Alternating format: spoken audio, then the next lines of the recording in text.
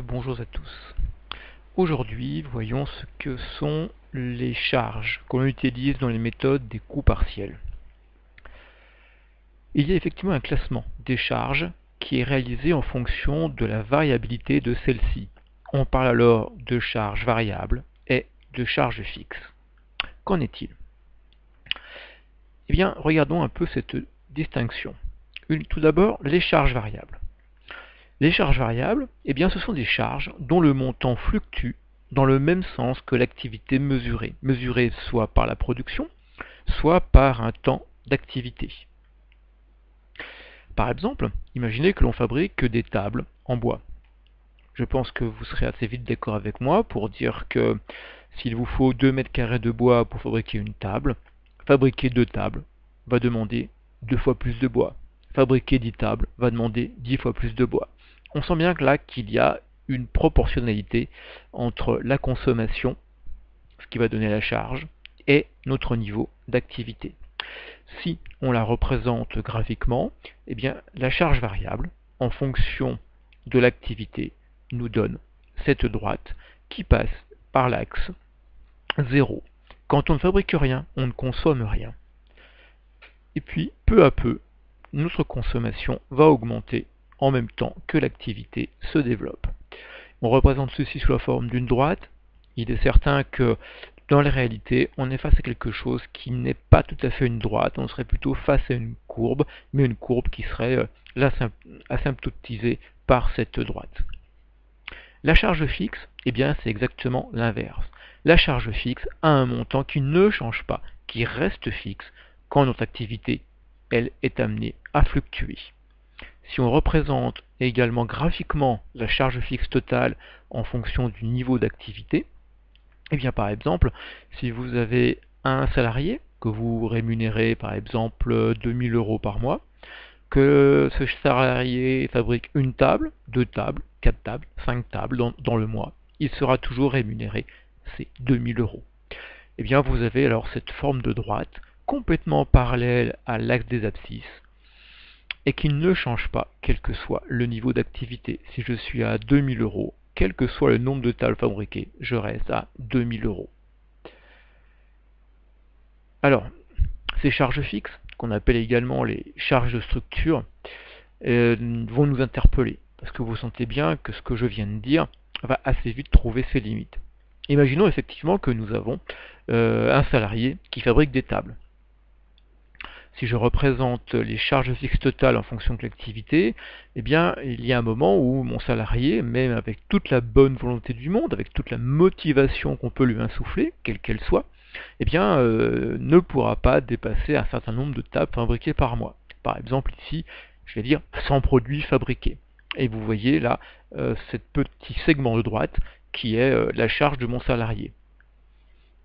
Si les commandes augmentent, que l'on dépasse les 100, qu'on se rapproche tout doucement des 200, eh bien notre salarié ne peut plus intervenir, il va falloir trouver du renfort. Et c'est alors un autre salarié qui rejoint l'entreprise.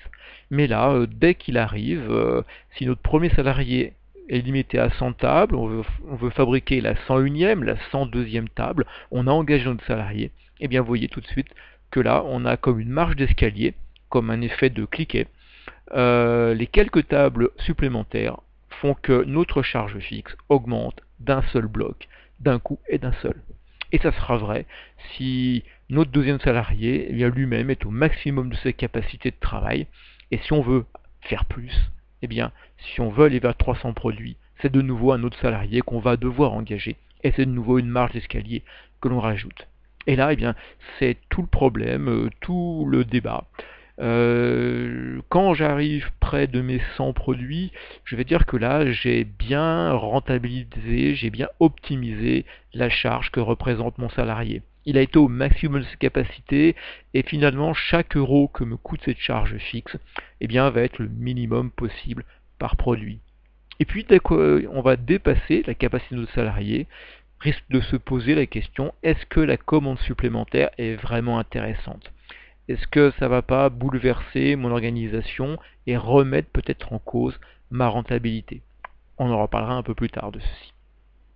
Mais voilà déjà des premiers éléments à avoir en tête.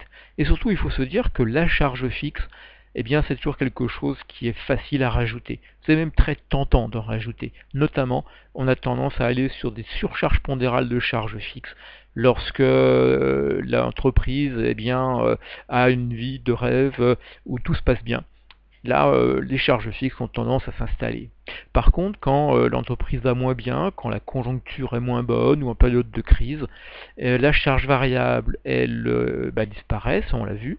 La charge fixe, elle demeure et donc ça devient l'ennemi. Là aussi, on sera amené à réfléchir de manière plus importante un peu plus tard. Alors représentons maintenant les charges variables et les charges fixes, mais de manière unitaire. Quel est le montant de charges variables chaque fois pour un produit et de charges fixes également pour un produit? Et bien voilà, voyons à quoi ça peut ressembler. Tout d'abord, la charge variable. Eh bien la charge variable, s'il me faut 2 mètres carrés de bois pour ma première table, eh bien pour la deuxième, il me faudra sans doute 2 mètres carrés également. Ça sera vrai pour la troisième, pour la 10e, la 20e, la 100e, ça sera la même chose. Donc la consommation de bois par table est quelque chose de chaque fois identique, de constant. Je pourrais le représenter de cette manière-là, une droite qui est parallèle à l'axe des abscisses, et une valeur petit a qui est celle de la charge variable unitaire, et une constante pour nos tables. La charge fixe unitaire, elle, eh bien, c'est complètement différent. Quand on avait notre salarié que l'on payait 2000 euros, s'il ne fabrique qu'une table, il est payé 2000 euros. S'il fabrique deux tables, il est payé 2000 euros. Mais ce qui veut dire que par table, je vais faire 2000 euros divisé par 2, j'ai 1000 euros par table. Et s'il fabrique 100 tables, eh bien cette fois-ci, je n'ai plus que 20 euros de salaire de mon ouvrier par table. Et vous avez alors cette droite qui est décroissante. Et on aura tendance ainsi à essayer de maximiser l'usage de cette charge fixe, parce que plus on va l'user, plus on va l'utiliser, moins il y aura de montant de cette charge fixe par produit obtenu. En conclusion, eh bien on pourra dire donc que les charges variables dont le montant varie dans les mêmes proportions que l'activité, eh bien représentent toujours la même part au sein du coût unitaire du produit ou du service que l'on étudie. La charge fixe, elle, est indépendante du niveau d'activité. Et sa part va être décroissante au fur et à mesure que l'activité augmente. On a donc là quelque chose en fait qui fonctionne en sens inverse. Plus l'activité est importante, plus le niveau de charge fixe par produit va en décroissant. Ces charges fixes, on les appelle également les charges de structure. Alors en fait, jusqu'à maintenant, je vous ai montré qu'il y avait des charges variables et des charges fixes. Peut-être qu'on a aussi un peu autre chose à voir, notamment des charges dites semi-variables, parce qu'évidemment en gestion, rien n'est simple. Alors je vous propose de regarder ça sur la base d'un petit exemple. Voilà ici un tableau qui récapitule notre activité en nombre de produits. On va passer de 400 à 1400 produits, et la manière dont les charges engagées peuvent varier. On a de la matière première, des amortissements, et puis une catégorie baptisée autres charges. Regardons tout d'abord les matières premières. Vous voyez que lorsque l'on fabrique 400 produits, on consomme 1200 de matières premières. C'est-à-dire qu'on consomme 3 euros de matières premières par produit. Si on fabrique 600 produits, on a pour 1800 de matières premières. C'est-à-dire que là, on a toujours 3 euros de matières premières par produit. Et si vous regardez, ça va être vrai pour 800, 1200 ou 1400 produits fabriqués. On a toujours le même montant de charges variables par produit. On va dire que là, on est effectivement face à de la charge variable. Et si bien sûr je ne fabrique rien, je n'ai pas de consommation de matières premières. Deuxième charge, les amortissements. Et vous voyez les amortissements, quand je fabrique 400 produits, et j'en ai pour 3000 euros. Si je fabrique 600 produits, j'en ai toujours pour 3000 euros. C'est vrai aussi pour 800. Donc là, vous voyez que ça semble bien une charge fixe.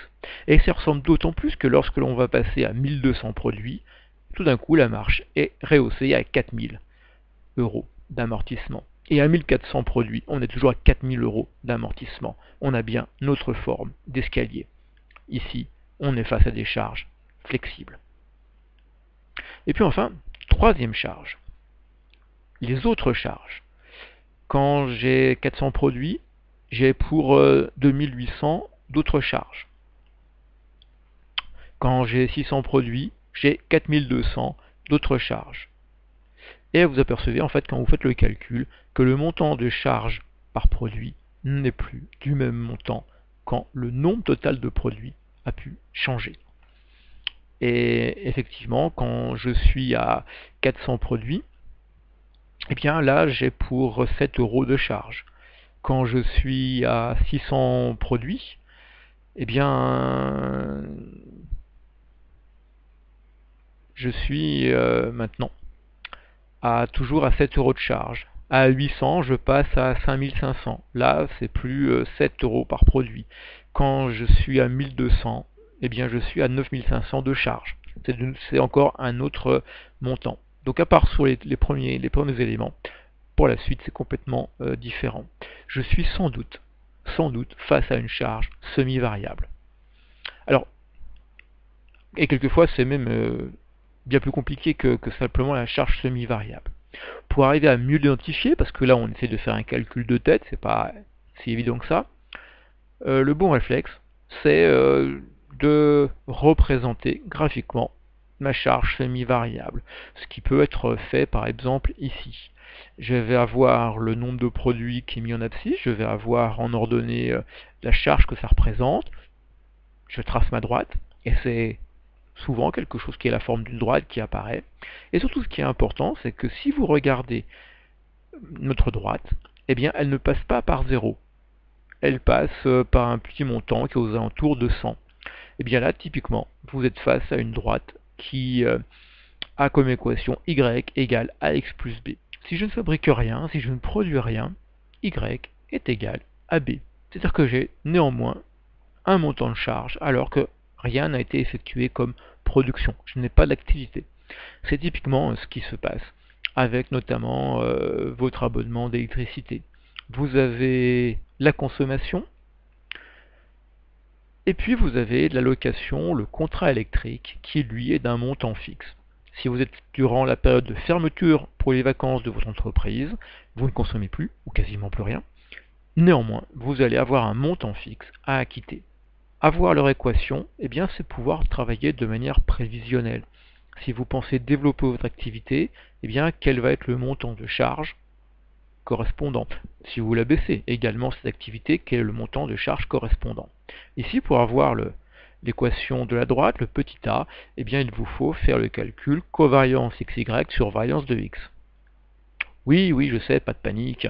On va voir ça dans un petit cas, notamment Excel a des fonctionnalités qui vont beaucoup vous plaire et nous dépanner entre autres. Voilà, mais ça, on va le voir dans un petit cas. Je vous remercie de votre attention et à bientôt.